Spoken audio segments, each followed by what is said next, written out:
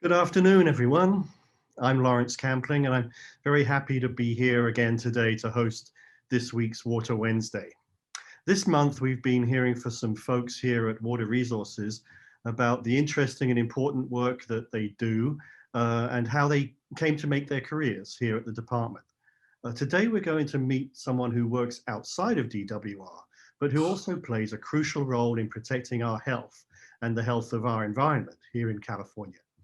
Nick Hansen is a senior treatment plant operator for the Central Contra Costa Sanitary District, and he'll be telling us about how he got involved in a career in water treatment.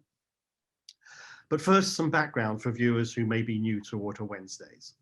We started the series last year in response to the COVID-19 stay-at-home situation.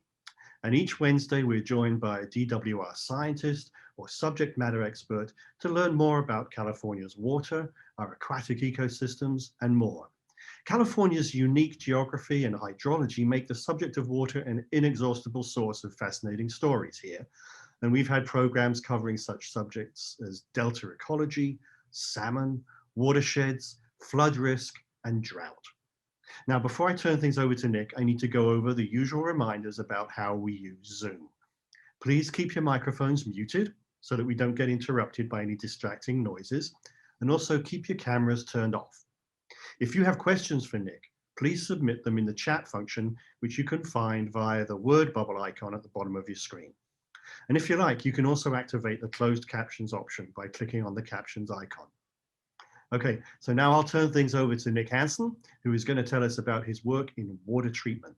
Hi, Nick, and welcome to Water Wednesday. Thanks, Lawrence. Let's get our slides up on the screen. All right. Thank you, everybody, for joining on the Zoom call today, and especially a big shout out to everybody from DWR's YouTube channel. Hi, I'm Nick Hansen. I'm a senior treatment plant operator at Central San. This is my presentation for Water Wednesday, being an operator. Have you ever heard of a wastewater treatment plant operator? Let's find out a little bit about me, my employer, and what I do for a career. Next slide. I work at Central Contra Costa Sanitary District, also known as Central San. We are located in Martinez, which is in the San Francisco Bay Area. I also spend a considerable amount of my time volunteering for the California Water Environment Association, which is known as CWEA. I am the communications chair for the San Francisco Bay section, as well as a member of the editorial advisory group for CWEA's Clean Water magazine. I'm also a member of the state level community engagement and outreach committee.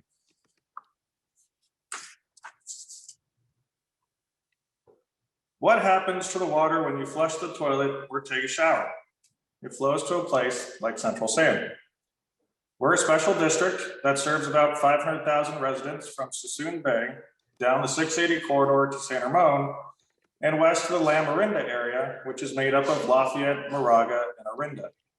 We operate more than 1,500 miles of collection system piping, as well as process the wastewater from the city of Concord, shown here on the map in purple. This piping is important because it conveys all the water that flowed down the drain from your home, business, or school to the treatment plant. At the treatment plant, we process on average of about 35 million gallons of water a day. In wastewater terminology, million gallons is MGD. Even though our treatment plant's rated for 54 MGD, average dry weather flow. Despite population increases in our service area, this number is down, thanks in part to water efficiencies from faucets, toilets, washing machines, and shower heads. Of the 13 billion gallons of wastewater a year that we treat, we turn 600 million of those gallons into recycled water, which we use in the treatment plant, send it through our recycled water pipeline, and give it away for free to anybody that wants to haul it to help them keeping their landscapes alive, especially during drought years. We hold a record 22 years of total compliance with our National Pollutant Discharge Elimination System, or NPDES, permit. This permit is what allows a wastewater treatment plant It's what they need to be able to discharge into a receiving waterway within the waters of the United States.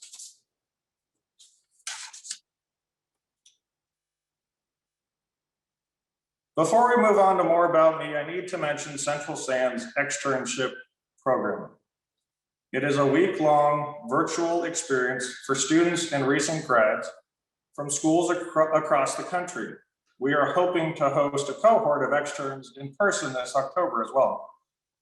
This program will take place March 29th to April 2nd, every day from 10 a.m. to 2 p.m., including a 1-hour lunch break. Our program is designed to give a high-level overview of a range of professions that we, as an example of a wastewater industry and public sector employer, can offer. For more information, please contact Christina G at cg@centralsand.org. All right, so I went to Monte Vista High School in Danville. It's in our service district and graduated in 2003. After high school, I attended the University of Pacific in Stockton. And then after college, I've taken numerous Ken Carey wastewater classes offered through Sacramento State Office of Water Programs.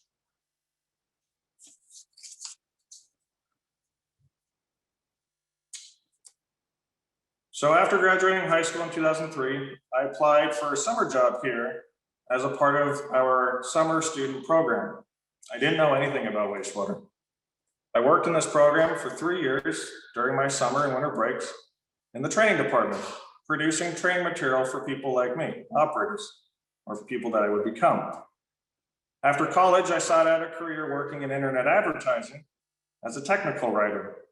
The recession of 2008 hit and I was laid off. So I called up Central Sand and they allowed me to come back on a temporary basis. I became a temporary web information assistant. At the time, because the country was in a deep recession and nobody was hiring, I was told I should learn about becoming an operator, and so I took classes through Central Sand.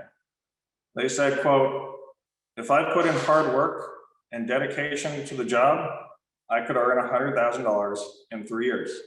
You know what? That's true. I took at-home book-based courses through Sac State Office of Water Programs, like I mentioned before, and in-person classes offered by the Bay Area Clean Water Agencies to learn about wastewater math and treatment technologies. In 2009, I took my grade 1 certification test and passed on my first try. At the time, Central Sand was hiring for new operators. I got an interview and was hired in June of that year. Throughout the past 12 years, I've received plenty of on-the-job training, including passing my grade 3 certification, which helped me to promote to my current position. 2 years ago, I took my grade 5 certification test and passed, and that allows me to someday become a supervisor or a superintendent at any wastewater treatment plant in California. I'm a shift worker, one of 26 people in my work group. We have 6 crews of 4 people, 2 day shifts, 2 swing shifts, and 2 graveyards. I work a weird schedule. I'm not gonna try to teach you it or tell you it, or you'll get really confused really fast. But my normal day is from 6:30 in the morning to 4:30 in the evening. I work every other weekend. So if a holiday falls on a day I'm supposed to work, guess what? I'm at work. That includes Thanksgiving, Christmas, and New Year's. A typical day for me starts at 5 o'clock in the morning.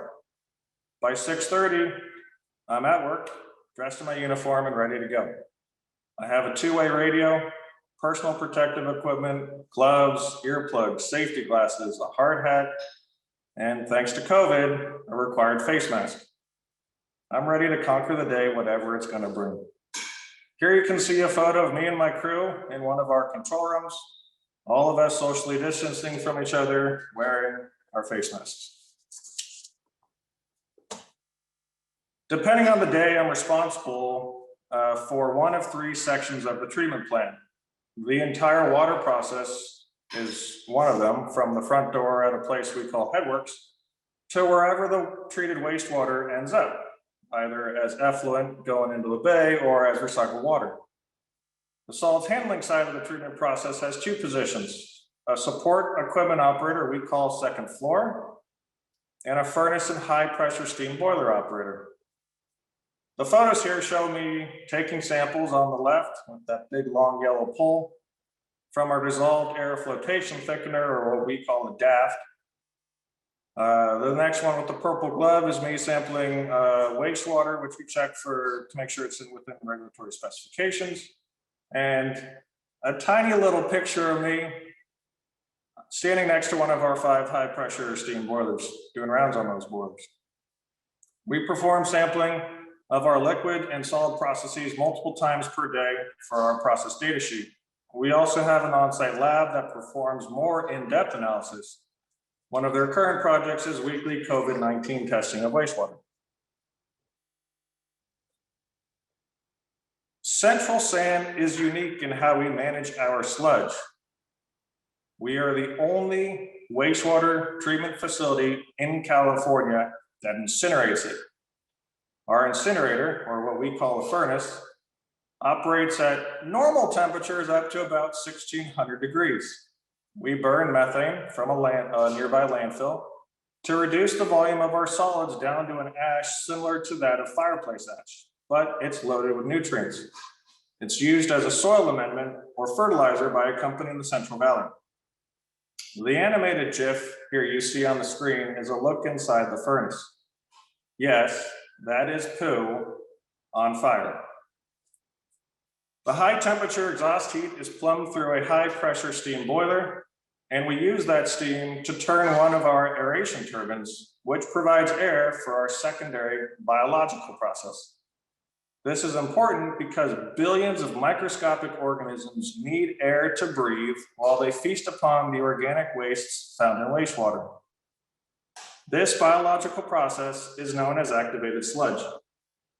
In a plant of our size, we only use about 3 megawatts of power, which we generate on site through our cogeneration unit. The use of the steam system reduces our electrical energy needs significantly. Let's put 3 megawatts into perspective. 3 megawatts is 3,000 kilowatts. If you think about your normal home, you might use 20 kilowatts a day. The amount of power our treatment plant uses in a day would power your home for 5 months. So what happens in a typical workday?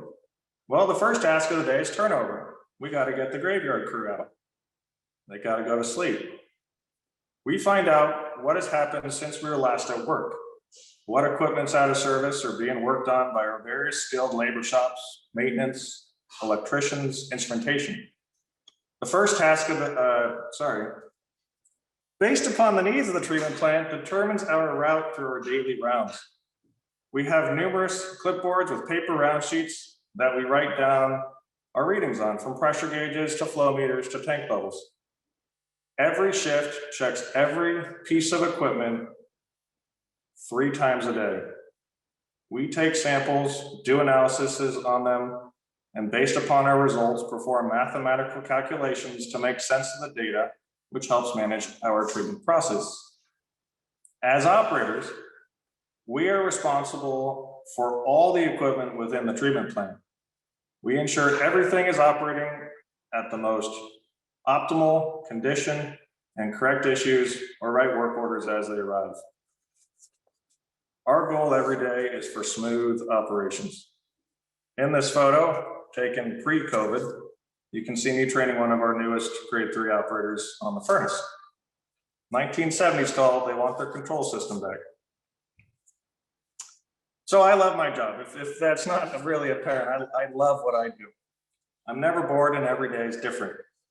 Central SAN is unique because of the equipment we use to clean wastewater. I also love my job because we can implement things that we can use to improve our jobs. For example, I'm an internal innovation fair award winner where I implemented the use of Apple's FaceTime for boiler tuning. There are always things that we can do to be more efficient at work. Sometimes you just need to think outside the box.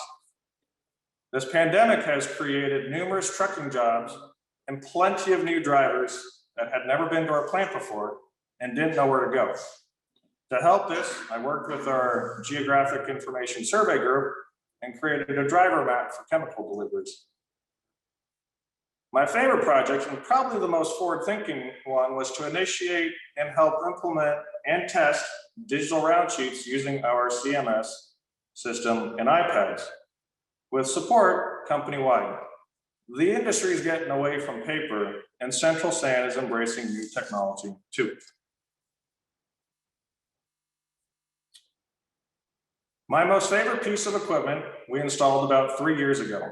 The new system uses a continuous rake on a bar screen to remove trash from wastewater stream and drop it into a giant trash compactor. This compactor cleans the organics out and presses them into massive 1,000-pound logs. The design was that one log would take about a week to create, except so many people put flushable wipes down the drain that we can create a log in 20 hours. Those logs go into that rollaway dumpster and it's hauled off to a landfill. So whether you put them in the trash or you put them down the drain, you still end up in the landfill. But we're unique, like I said, right? We have this equipment. Not a lot of other places do. So do us all a favor. And please only put the 3 P's down the toilet. Pee, poo, and toilet paper. Thanks.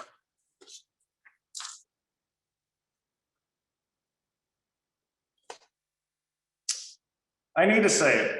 Our industry is undergoing a massive retirement exodus, which means there are jobs available.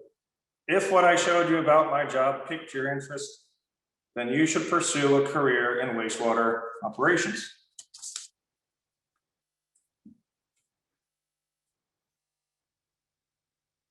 Many agencies will take high school graduates, no college degree required, especially if you have a drive to learn and show motivation to do good work. You'll need to take wastewater training courses, like the ones I mentioned from Cal State Sacramento Office of Water Programs. You'll need to study for and take your grade 1 test, which now due to COVID-19 is offered online. You'll also need to acquire 1,800 hours of on-the-job training while you're what's called an operator in training or an OIT. Many people can get those hours while volunteering their time or seek out a local treatment plant near you. They might offer volunteer opportunities. Sometimes they'll even offer paid positions. If you're interested in pursuing a career in wastewater treatment, here are a few sources to get you started. Like I've mentioned a couple times now, here's the URL for Sacramento State, owp.csus.edu. Or since I volunteer with CWA, they have a technical certification program in a variety of fields. Advanced water treatment, this is new. Collection system maintenance, electrical instrumentation and mechanical. So like if you like working on a car, come join us in the water field and you could still work on a car. As well as environmental compliance inspectors and laboratory analysis. Also, you can check out jobs on the California water industry at cawaterjobs.org. There's probably a job close to you.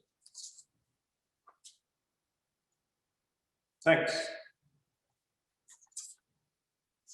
Well, thank you, Nick. That was a fascinating glimpse of your work, and thanks especially for providing so much detailed information about how students can find out more about how to get qualified to work in the field.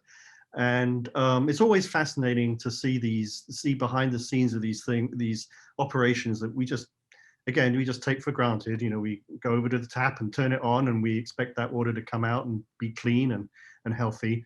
And it's great to see how much dedicated work and technology is going on behind the scenes to make that happen. So thanks for a great presentation.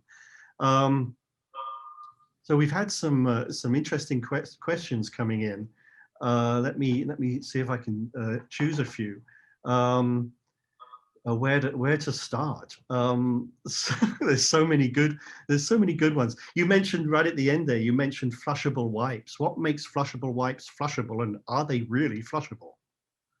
So I want flushable wipes. What's the difference between flushable wipes and toilet paper? Well, you can try this test at home. Take a flushable wipe, unused, and take some toilet paper, unused, and fill a cup with water, separate cups, and put the wipe and the toilet paper in each different cup. And now go grab a fork and mix that water up.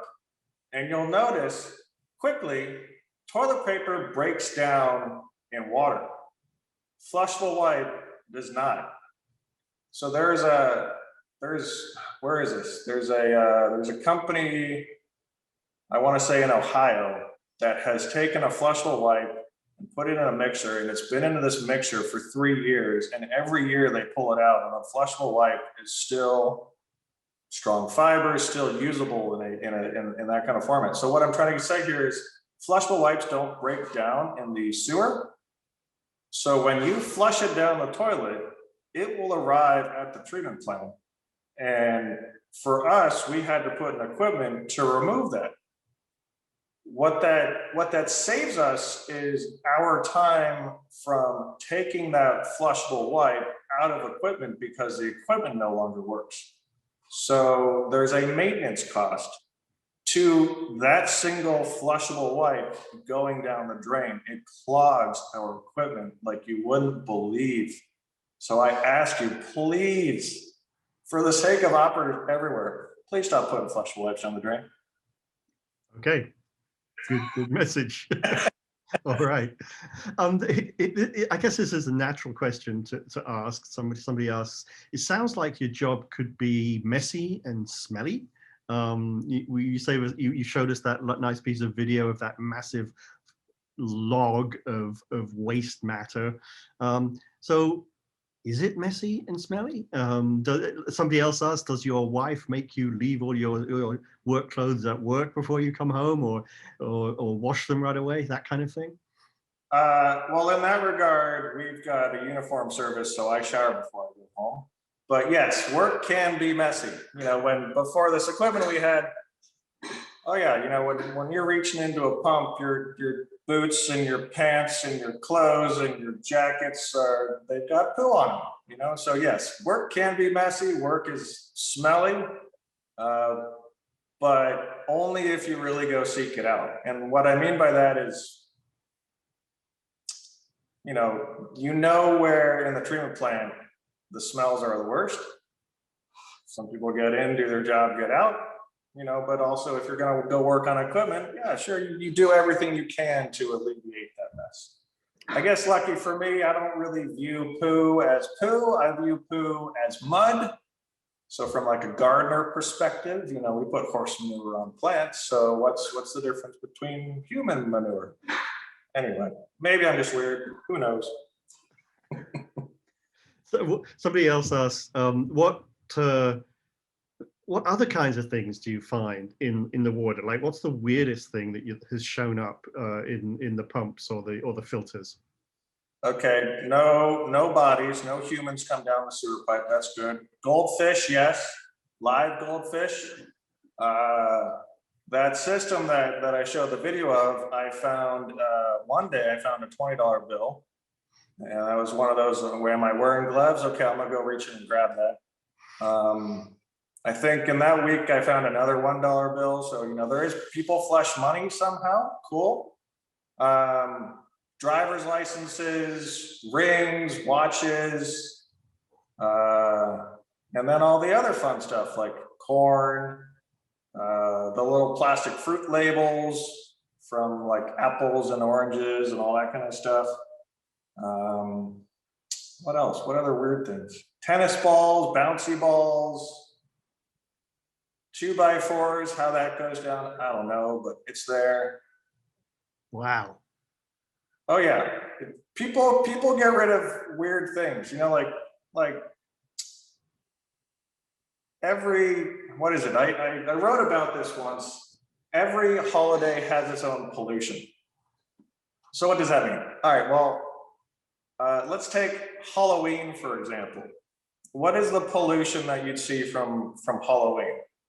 It would be candy wrappers, because kids are told by their parents, hey, don't eat candy or don't finish your bag, in a day. All right, well, how do you hide the evidence? Well, you flush it. Candy wrappers, Mm-hmm. And Valentine's Day has their own little special, maybe not politically correct pollution. I think I'll probably leave that one be. But Thanksgiving, Christmas, and New Year's, what do we have? It's all the grease from turkey and prime rib and whatever. The tanks kind of turn a kind of little silver color, if you will. And that's just the massive amount of grease. Wow. Prime example of that is the classic London fatberg. Yep, I've heard about those, yeah. Mm-hmm. Those are legit, even in the United States. Grease in a liquid form goes down your drain. Hopefully it gets out of your house, out of the lateral from your house into the collection system, meets up with all your neighbors' grease from their meals, and yes, can create. And it really solidifies. It really solidifies, right? It gets very hard. It's somebody asked, so going back to the career aspect, is this a career that can travel? That you can once you're qualified, you can pretty much do this anywhere in the country or all over the world. Is that an advantage of choosing this as a career, that it's transportable? It can be. It depends what you want to do with it. The majority of people that I work with started here at age 18, and they applied once, and they worked here for 35 years and retired. It's really, it can go wherever you want to go. So there are wastewater treatment plants, at least in the United States, everywhere, right? In major metropolitan cities around the world, there are also wastewater treatment plants. Mm-hmm. So for California, and with our certification system, the license, and I know someone's going to correct me because I might be wrong, but the license is just for this state. So when you move to another state, you'd have to retest for that state's system. Right. But the knowledge, the way in which we process wastewater is virtually the same around the world. So I think we have time for just one more quick question. What's would you say is your favorite and the most fulfilling part of your work? Protecting public health and the environment. Now, it's like I said in my presentation, every day is different. There's never a boring day at work. I'm never stuck at the same workstation. I don't live in cube land. I'm out, I'm moving around. I'm in and out of the truck. I'm working with my hands. I'm learning skills that with a team. We're working with a team. Oh yeah, as you saw in all my photos, all my crewmates. Yeah, I love it. I love coming to work. I'm not stuck at home. That's great. Nick, thank you so much for joining us today and telling us about your work. Thanks for having me. Really interesting. And thanks everybody for joining us online. And if you're interested in learning more about DWR, please visit our homepage at water.ca.gov. And if you're a teacher or a parent with kids at home, we have tons of resources for educational resources for kids and teenagers, and you can find those too at water.ca.gov/education. And from there, you can also access our water education materials order page, and all the materials are free to residents of California. So at any time, DWR is engaged in dozens of programs to sustainably manage the water resources of California.